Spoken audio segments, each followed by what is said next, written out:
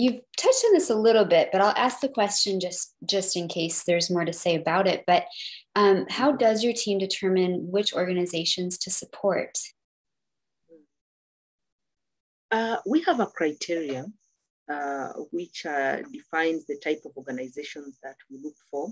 But one of the things is that they should work across the sectors, either one or two of the sectors that we are supporting, and they should be mid-level or early stage, having leadership that is visionary. So our process, we take time trying to build this connection, trying to understand the organization as they also understand our program. So those kinds of organizations are the ones we work with. Okay. Yeah, and sometimes we find an organization when we do the assessment, it's not yet there where we like the kind of organization we take on. So we have that conversation and let them know because of ABCD, we are not able to take you now. And we guide them through. And the next year you go for the assessment, you find they are ready. Yeah. And take them on. Yeah. That's fantastic. Yes. And what is the process that the organizations go through when they partner with FCDE? When they partner with us, it starts with an institutional self-assessment process. Where looking at the different systems, we are looking at where they stand, where is their strength and where are the gaps. And so from that process, we come up with a capacity building program, which now guides all the work that we are doing. Mm-hmm. And so we have the different levels in the cycle where they go through. We have the tier 1 with the specific activities that they go through, especially the trainings, the coaching, and so they grow to the different levels. Yeah. But we are guided by that capacity building program, which we develop after the institutional self-assessment. Yeah. Yeah. And, just to mention the institutional self-assessment, so it's done as a partnership between FCD staff and the organization. And so they are able to really take a deep dive into the organizational health. And it's one of those things where it's how often do people really be able to do that, to really self-reflect and have a facilitator to be able to have these honest discussions where it's like, our leadership is great, but we need to strengthen the board. And, and so we really, our staff is seasoned at being able to have these courageous conversations, as Sylvia likes to say, with the leadership and really allowing the staff a safe place to talk about their needs. And so once they're able to do that with the FCD staff facilitating, then they come up with this plan that really will allow them to see, 3 years down the line, this is where we're going to end up. These are the capacity gaps that we identify now. And this is what we're going to look like at the end. And through all the support that FCDE provides, they'll get there. Their board will be stronger. They're going to have a strategic plan. They're going to be able to have this, resource mobilization fundraising plan that they can always go to, and then it'll continue to make them stronger. And so I think that also empowers them to say, we have the skills to be able to do this, and things that we're lacking, FCD will help us, whether it's a technical training that our staff provides or being able to help them, find others who can bring in some of the expertise that we might not have in-house. Mm-hmm. Absolutely. That sounds really empowering too, for them to be able to step back and really see where are we going, what's the long-term vision, and kind of reorient their perspective on that too. I think that would be really for anyone anyone leading an organization to be able to step back and assess that, I think is really important and really crucial. Could you tell, and I'd love to hear from both of you on this one, but I'd love to hear about a person or a group that's touched you personally in this work. Personally, I've been touched by an organization called Karambi, Group of People with Disabilities. This is a membership group of people with disabilities in one of the rural communities. I remember when we met them in 2013, they were trying to do too many things, and yet their resource basket was so small. they would mobilize between 70 and 100 US dollars a year to do a lot of work. And so when you try to speak to them, trying to get their impact, it's really not quantifiable.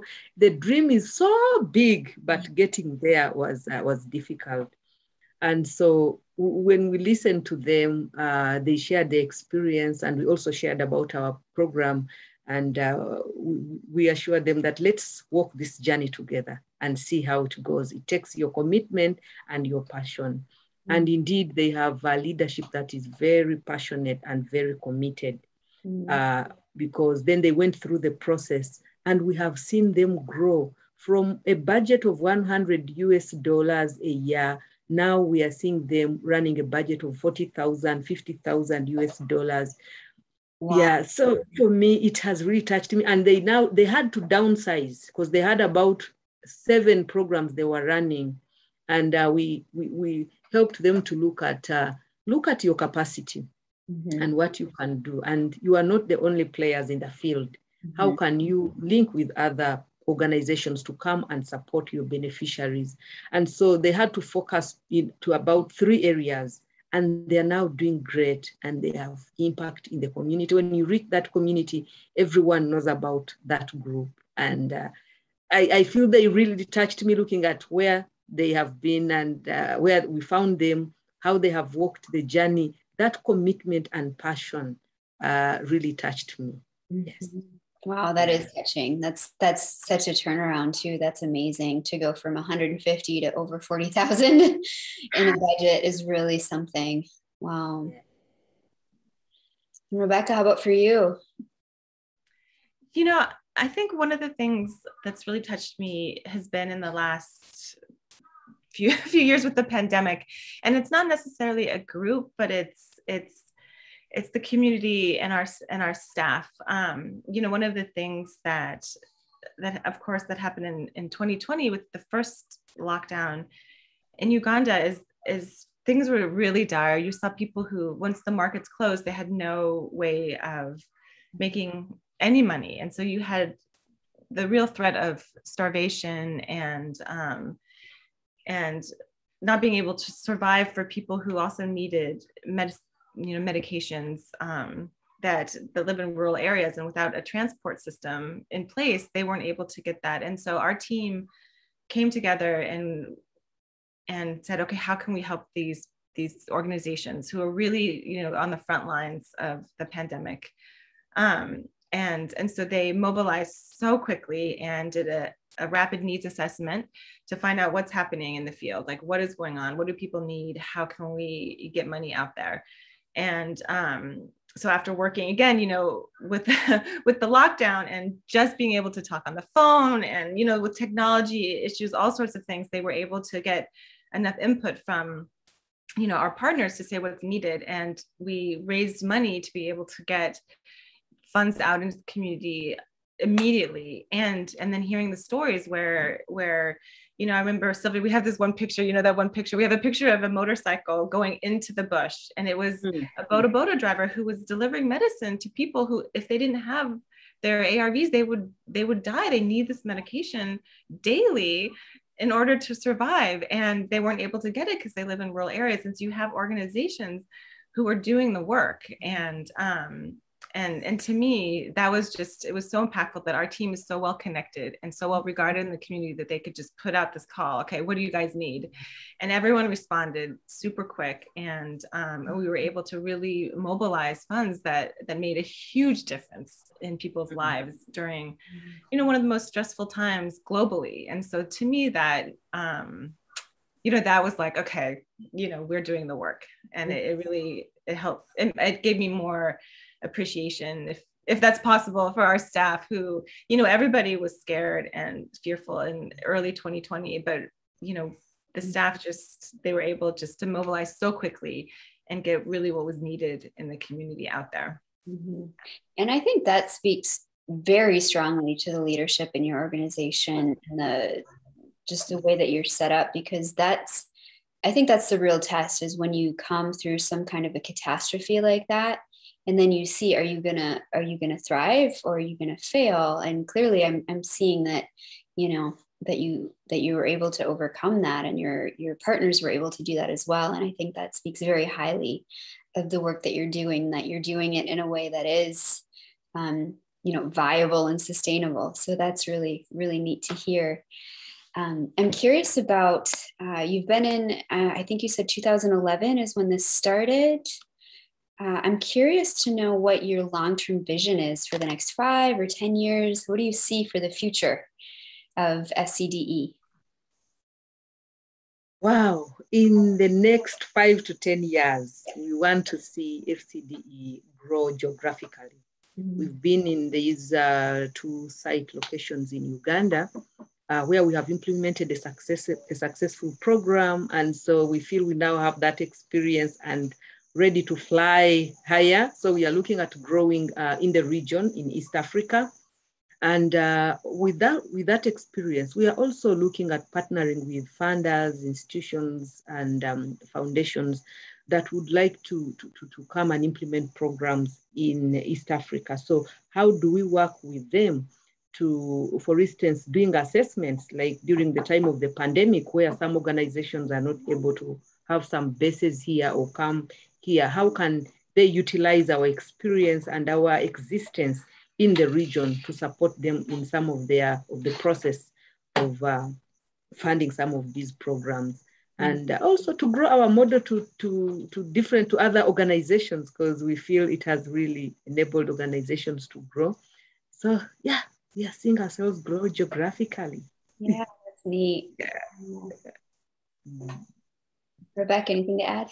Yeah, I completely agree with Sylvia, and I might add also some of the initiatives that we've developed over the years too. We partner with Street Business School, another shout out, who are amazing for our small business initiative, helping our organizations create entrepreneurial projects for their beneficiaries. And so being able to grow that initiative. We also have a project called Cultural Connections, where we link HBCU students with Ugandan university students in a service learning internship with our local partner organizations. We're also growing that to partner with Cal State University San Marcos in their globalization department, but really being able to provide that cultural connection between US students and Ugandan students, and then providing them opportunity to get a feel for what development work is like on the ground. Mm-hmm. It's been remote because of the pandemic, but we love to get the student leaders and the interns in the organization, so they're working in the field. And we're partnering with Find Mind also. Yeah, they're one of our partners too. I know, yes, I am. Doing a mental health component with our organizations as well, because one of the needs that came out everywhere globally, but particularly also in Uganda, is the need for child protection and family resilience. During lockdown, we saw increased incidents globally, but in Uganda as well. So we're working with other partners to like Find Mind to try to put together programs to help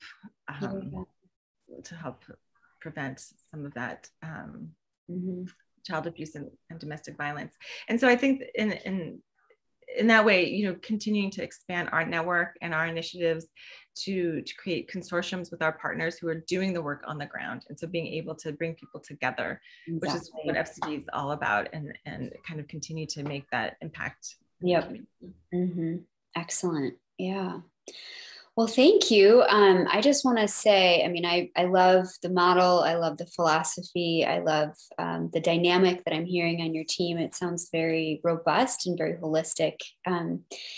Just one more time, if anyone listening would like to support your work, what would be a great way for them to do that? Reach out to either me or Sylvia or anyone on our team, and give us a call. We can set up a time to talk. Press the donate button if that's easy. If you don't want to talk to us, we understand. Everyone's busy people. But know that we're always open, and we love talking about the work that we do. And partnerships in whatever form is something that we welcome.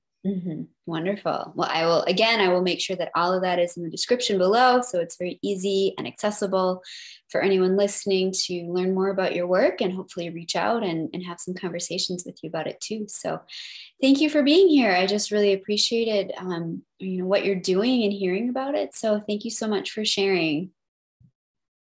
Thank you. Thank you so much for having us. Here at Emanate International, it is our mission to promote nonprofits and social enterprises that equip their recipients to become independent, autonomous, thriving members of society.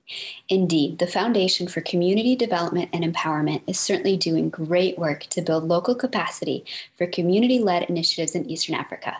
If you enjoyed our discussion today, please be sure to hit the subscribe button and hit the notification bell to be in the know for future inspirational conversations with other leaders who are making great gains in improving our world. Thank you.